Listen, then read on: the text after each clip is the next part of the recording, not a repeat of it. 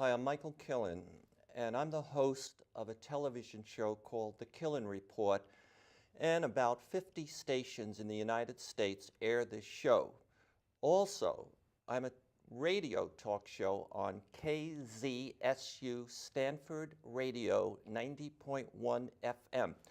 And when you are a talk show host on an organization like Stanford, and you have all these professors, these highly intelligent people around you, people studying national energy, world energy issues, and you get to hear what they think, and they come on my show. And you know what many of them think? That there is already too much carbon dioxide in the atmosphere, and they worry like anything about how we can stop adding more carbon dioxide up there. And I feel honored that I have a chance to hear and learn from these scientists and these professors. On this show, we have the chairman of Marin Sierra Club. He is Max Perrey.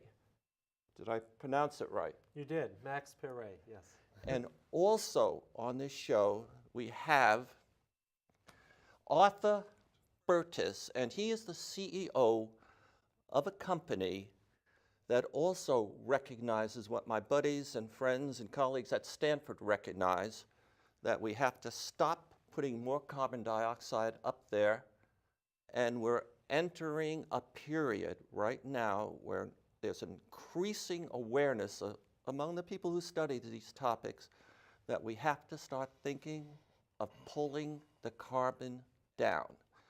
Now, I'm going to start the show with Arthur, and then when you and I finish our discussion, I'm going to go to the Sierra Club. So, Arthur, you have a belief that, there's a crisis in this world, and first, when I think about the solution you are offering, I tend to think, there's many aspects of it, that you are creating a multi-billion-dollar opportunity for the solar industry. The suppliers of the farms, the investors that want to make all sorts of solutions for solar energy. But you also see there is another opportunity out there. And would you now give us an idea of your solution? Well, thank you very much, Michael. It's wonderful to be here with you. And I just want to tell you that, that what you say is pretty much point on, in that there is a drastic need across the world to stop putting additional carbon dioxide into the atmosphere. I won't go into all of the different things about why this has happened. We all know that we burn fossil fuels, and that's carbon positive. My corporation, myself, my engineers, my associates, we have developed the solar air tower chimney, which creates enormous airflows, all solar activated by solar ray heat. And we can pull the carbon dioxide out of the atmosphere by working along with other organizations that are associates of ours. And there is a way to take that carbon dioxide and turn it into fungible drop-in gasoline, jet, and diesel fuel. I'm glad you stopped at that point, because you threw out a lot. And the first thing I heard that really resonated with me is you mentioned solar. Am I correct, and we'll get to the bigger picture, that you need solar to do what you're thinking about, a lot of solar, and that to move the air up the chimney?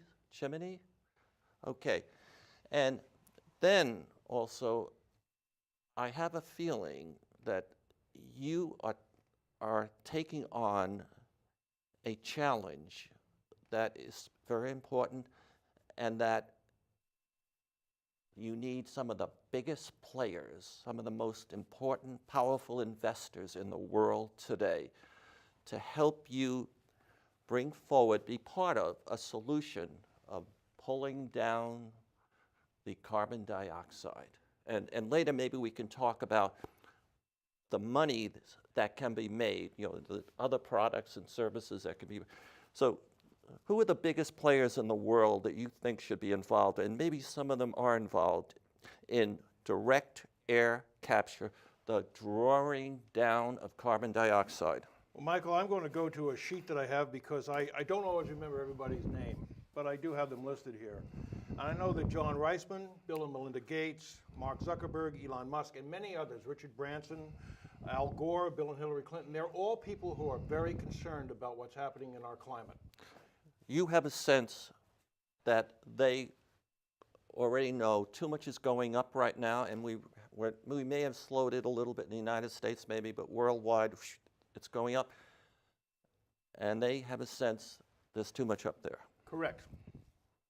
And we need people with that type of capital to be able to come along and move this process forward so that we can begin to separate the carbon dioxide out of the atmosphere, which is a drawdown of carbon dioxide, and then to turn that carbon dioxide into carbon neutral. Fossil fuels are carbon positive, that puts new carbon dioxide in the atmosphere. Ours would be carbon neutral by using the carbon dioxide to actually, out of its base source, create fungible drop-in gasoline, diesel, and jet fuel. So I have learned and discovered it's really going to cost a lot of money, use up a lot of energy, and that's why the solar and maybe even nuclear power plants are going to be needed, and to pull the carbon down. And you're saying that when you pull it down, you could turn it into something, not you, but other organizations that can turn it into gasoline? Diesel and jet fuel. Gasoline, diesel, and jet fuel. That has the same molecular structure as the refined crude oils. So instead of drilling for gas, digging for coal, oil, and burning it and putting more fuel up, you want to pull down the stuff in the atmosphere and sort of reuse it. Yes. And turn it into something we need. We need sources of energy. Yes. Therefore, it becomes what's called a full cycle, where it is pulled out of the atmosphere, it's turned into fungible gasoline, diesel, jet fuel. It is used in the combustion engines in over 1.5 billion automobiles, cars, trucks, planes, boats. It is put back into the atmosphere through exhaust, and it is pulled back out of the atmosphere again. It becomes its own self-providing system. Wow. How long have you been working on this? Decades. Decades. And let me ask you, why do you work so hard on this? That's a very good question. My wife would like to know the same answer. Because I feel that it's only right to do. I feel that it has to be done. If we do not stop the warming of this planet, if we do not stop the degradation that's occurring to our ecosystem, this human race, you, me, your children, your grandchildren, my grandchildren, they're going to have a really hard time. We have to do this. This is not a can we do it. This is not a should we do it. This is we must do it. We must do it. And let's see, there is still a lot of people in this country and other places that deny or are not aware what the burning of fossil fuels and the creation of carbon dioxide and putting it up in the atmosphere. And I don't want to go off on a tangent from your solution, but I want to ask you, does Harvey have any impact on educating, influencing people and to become aware of what's going on? Well, number one, it should, and number two, people should have their eyes open to what's going on. The reason that Harvey and Irma, or whatever her name is, and other items are becoming more and more pronounced in their velocity of winds is because our oceans are warming along with the rest of our planet, and that is what creates the hurricanes, is the warm air and the humidity that comes up, the moisture that comes out of the ocean into the hurricane, which creates these unbelievable deluges like what happened in Houston. We've got to get this thing together.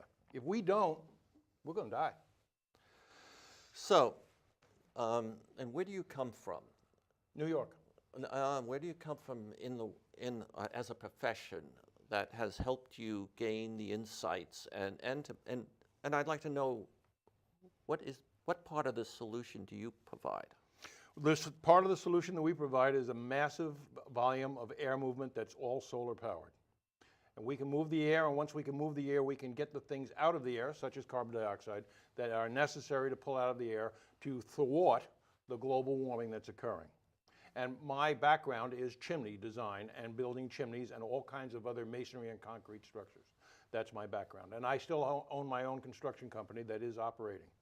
Wonderful. So you do have expertise in building the kind of chimneys that are needed to pull down the carbon dioxide, and you have figured, and the movement of air is very, very important to know how to do it.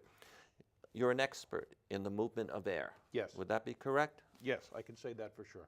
But I also want to tell you that the chimneys that I built in my masonry construction industry are just a bare semblance of what I have designed with engineers that have worked for me to be able to really use the solar power to pull the air through in quick manner so that it can be worked on. Okay, so I want to test a little idea on you. Okay. Several years ago, the Republican Party decided that there was no such thing occurring as climate change. Mm-hmm. And maybe they decided to do that because a man who really believed that that was occurring and was a great threat to the world, mm-hmm. Al Gore, mm-hmm. a Democrat, mm-hmm. was promoting that idea. Mm-hmm.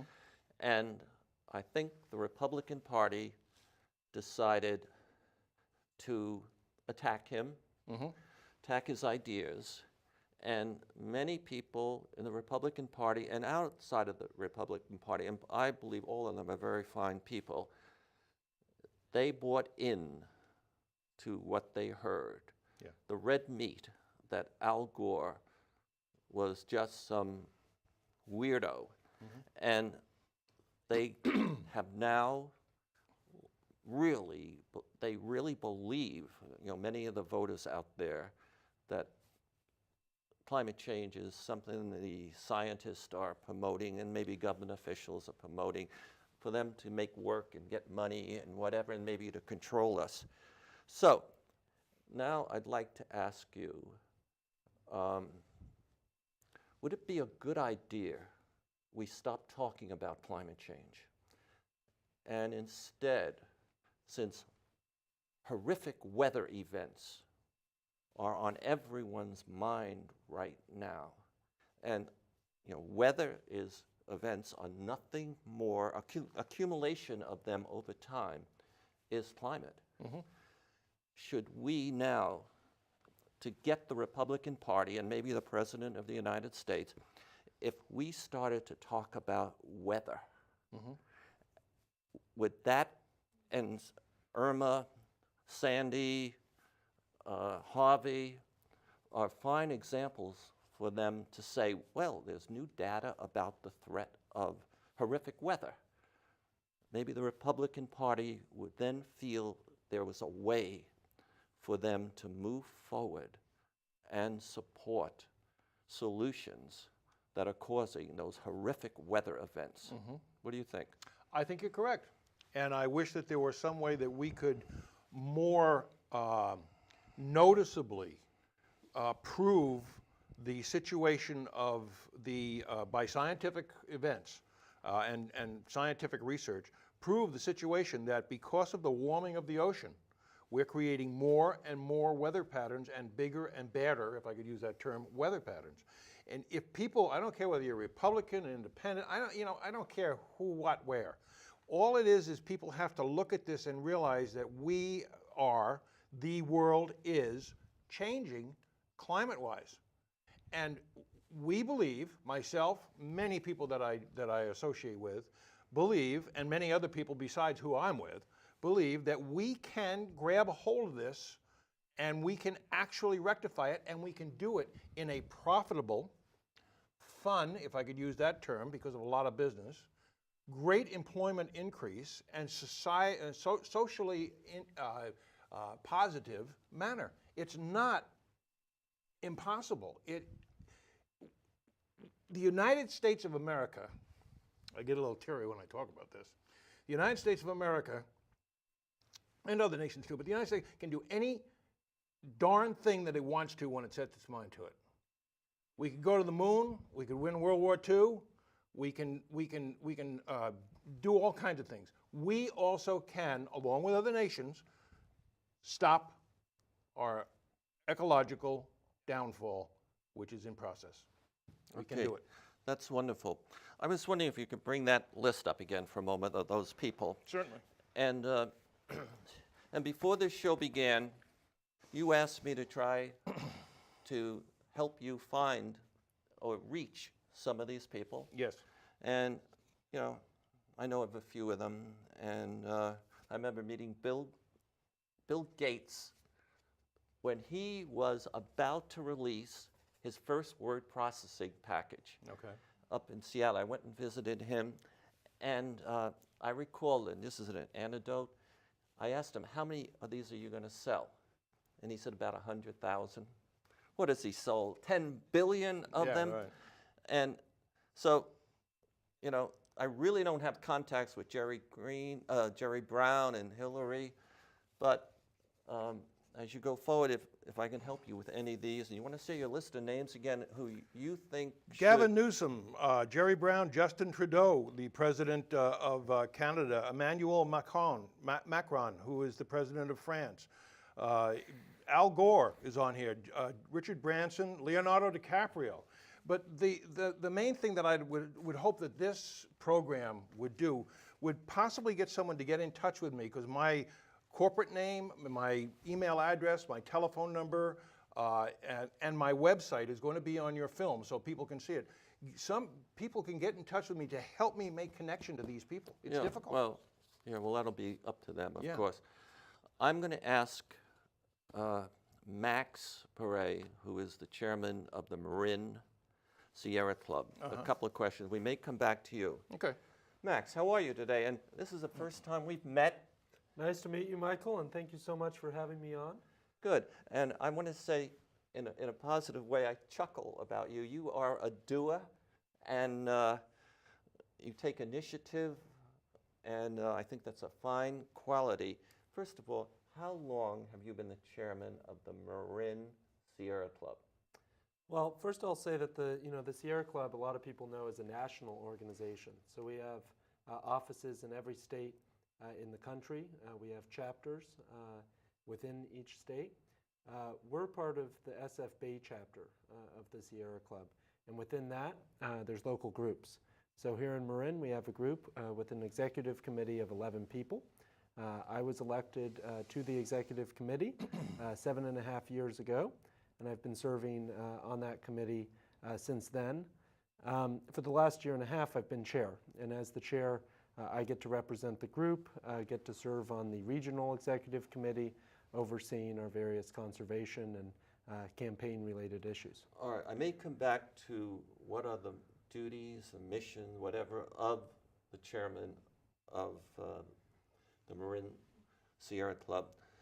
But I'd like to know, you must have goals, and what are the 3 goals of your organization? Well, I would say, for me personally, the issues that I think keep me up at night, number 1, climate change. How do we solve the issue of our time facing this planet? Number 2, water. Here we are in the West. I think we need to tackle that one. And then number 3, I think the ongoing development pressure, whether it is mining or extraction industries, pressuring our national monuments or our Bureau of Land Management lands, or things more local. I think those are the 3 big ones for me. So the first goal you mentioned is climate change. And needless to say, sitting here, you've had a chance to listen to Arthur. And before I ask you something more about your goals, does he make sense?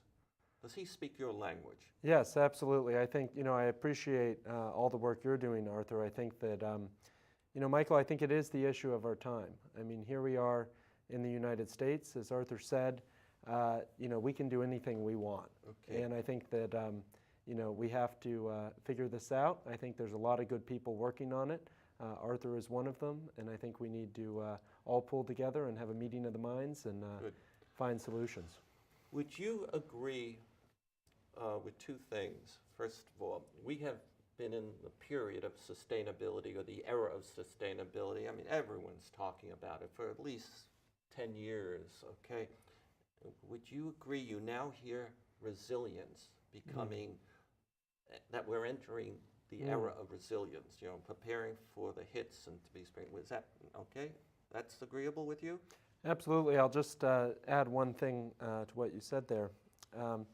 I was a part of a team of people in my workplace earlier this year through an organization based here in Marin County called Resilient Neighborhoods.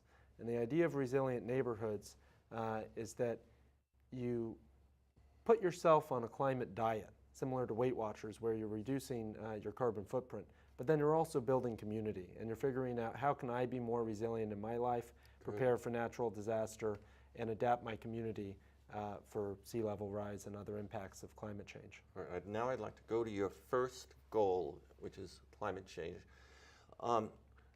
Would you agree that for the last 10, 20 years, much of the discussion is how to reduce climate greenhouse gases, and now we're starting to think about drawdown? And I think in this particular area, in Sausalito, you have a leader who published a book, Hawkins, I think, on drawdown. Do you feel that this discussion is now starting to move, not just stopping what's going up, but the need to take it down? Are you hearing that? Absolutely. I mean, I think that if I could just go back to one thing that Arthur and you were discussing a few minutes ago, you know, we've gotten into a partisan kind of war of words over this issue, and I think that's completely unnecessary.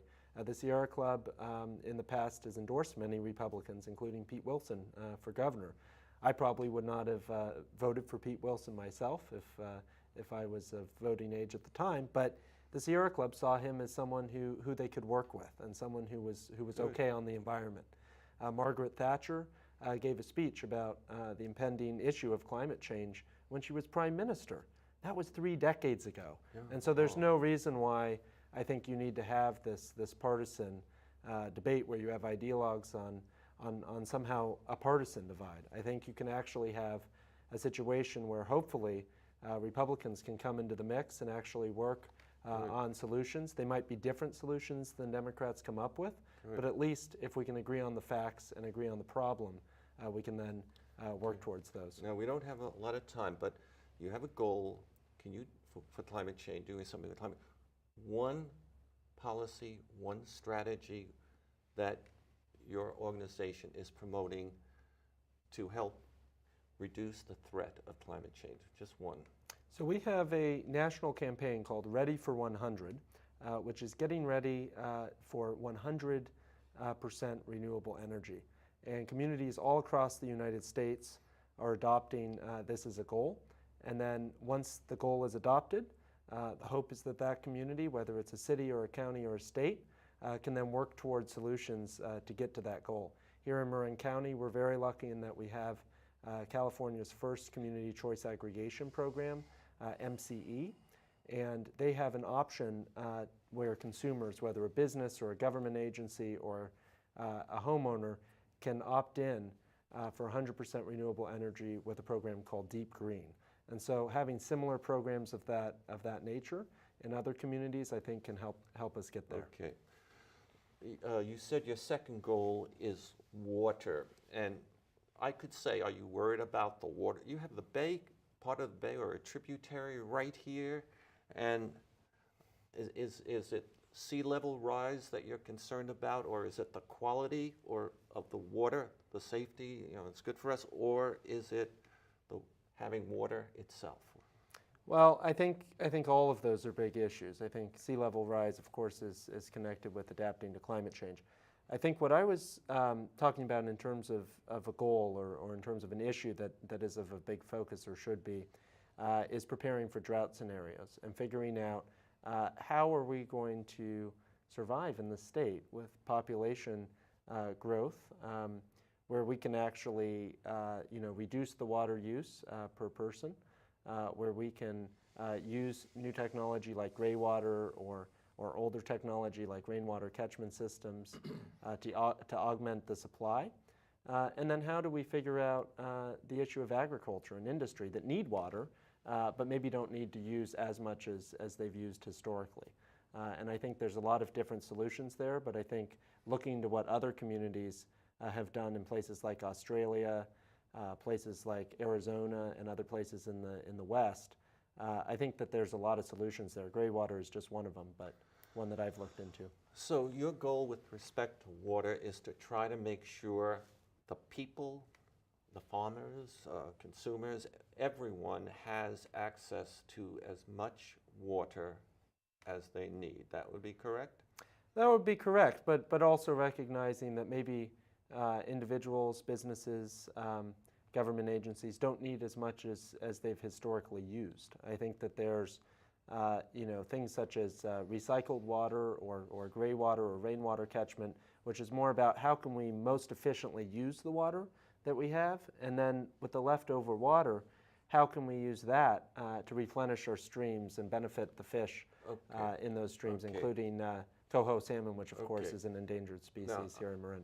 I agree with everything you said, but what is the Sierra Club doing to activate or get us to execute actions that do what you'd like us to do?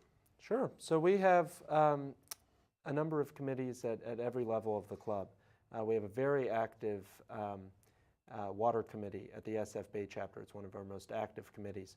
And they work a lot on issues around the Delta, trying to prevent the Twin Tunnels program that our governor was pushing from going into effect. We also, at the local level, have oftentimes favored more conservation over budgetary items in terms of more engineering solutions. Yeah. All right. So I want to say you're an impressive and guest, and you've been a wonderful guest, and we are running out of time.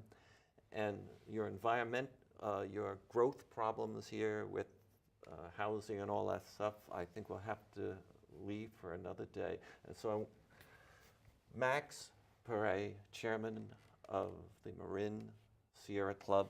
Arthur, head of Solar Air Tech, LLC. Great. I want to thank you also. Hi, ladies and gentlemen. I'm Michael Killen. Thank you very much.